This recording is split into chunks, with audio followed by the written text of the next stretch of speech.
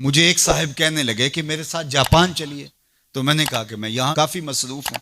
تو انہوں نے مجھے کہا کہ آپ ذرا چل کے دیکھیے تو صحیح، آپ کو 29 سال ہو گئے ہیں تبلیغ کرتے ہوئے، سمجھاتے ہوئے، اور 40 برس آپ کے والد گرامی کو بھی ہو گئے، اور پھر اس کے بعد آگے بھی آپ کے مشائخ، اور اسی طرح آپ اب مبلغین تیار کر رہے ہیں، جمعہ میں بھی یہی خطبہ ہوتا ہے، اجتماعات میں بھی یہی گفتگو کرتے ہیں. تو آپ جو تبلیغ کر رہے ہیں اور لوگوں کو یہ بتا رہے ہیں، یہ کوئی میرا فلسفہ نہیں ہے تو میں آپ کو جس کا پابند بنانا چاہتا ہوں، یہ تمہارے رسول کی سنت ہے. جس پیارے سے تم ٹوٹ کے محبت کرتے ہو، یہ اس کا طریقہ ہے کہ جھوٹ نہیں بولنا. کہا سمجھا کے 29 سال جس قوم کو ہو گئے ہیں، آپ جاپان میں دیکھیے وہ کر رہے ہیں، اور نئی اقدار کو دریافت کرنے کے لیے آگے بڑھ رہے ہیں. یہ تو کر چکے ہیں، وہ کسی سے دغا نہیں کرتے، جھوٹ نہیں بولتے، کسی سے فراڈ نہیں کرتے. ان کو کسی مذہب نے نہیں یہ بتایا، ان کی ماں کی گود سے تربیت ملی کہ جھوٹ نہیں بولنا. اس کی ماں کی گود سے تربیت ملی کسی سے دھوکہ نہیں کرنا، کسی سے فراڈ نہیں کرنا. کیا ہماری مائیں جو حضور پر درود پڑھنا سکھاتی ہیں، یہ کیوں نہیں سکھاتی ہیں کہ کسی سے فراڈ نہیں کرنا ہے، کسی سے دھوکہ نہیں کرنا ہے؟ ہم کیا منبر و محراب سے ساری زندگی اب اسی مشن پہ لگے رہیں گے کہ یہ نہیں کرنا، اور دنیا کو تسخیر کرنے کا خواب شرمندہ تعبیر رہ جائے گا؟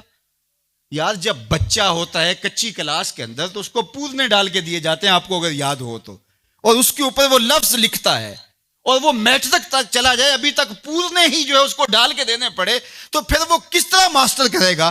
یار ابھی تک ہم سچ بولنے کے عادی نہیں ہوئے، پوری کائنات کے اندر محمد عربی کا دین کیسے پہنچائیں گے ہم کیسے پہنچائیں گے؟ دنیا کہاں سے کہاں چلی گئی اور ہم کہاں کھڑے ہیں؟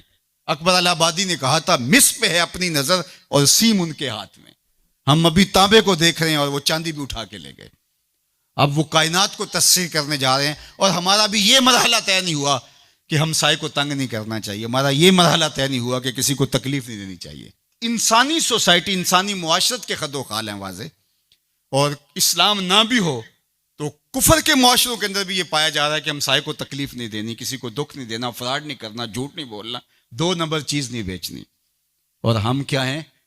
ہم تو دوائیوں کے اندر بھی ملاوٹ کر لیتے ہیں، اور مسلمان ہم ہیں جیسے ہم عاشق رسول ایسے زمانے میں کوئی نہیں.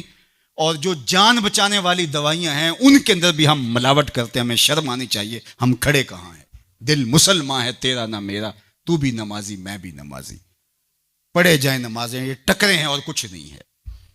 ہمارا دین ہم کو ایک ایسی پاکیزہ زندگی گزارنے کی تلقین کرتا ہے. یار ہمارے سامنے حضور کا نقشہ ہو، ہمارے سامنے حضور کی تعلیمات ہوں، اتنا نور برس رہا ہو ان کی سیرت کے انوار کا، اور پھر بھی ہم اپنی زندگی جو ہے وہ درستی نہ کر پائیں، تو پھر کیا ساری زندگی ہم یہی کام کرتے رہیں گے؟ ساری زندگی یہی کہتے رہیں گے کہ جھوٹ نہیں بولنا، جھوٹ نہیں بولنا؟ کہتے رہیں گے ہم، اس سے انکار نہیں ہے، لیکن کائنات کو تسخیر کیسے کریں گے جب اس مرحلے سے نہیں نکلیں گے؟ تو میری آرزو یہ ہے کہ دیکھو، میں نے اپنی قبر میں جانا ہے، آپ نے اپنی لحد میں اترنا ہے.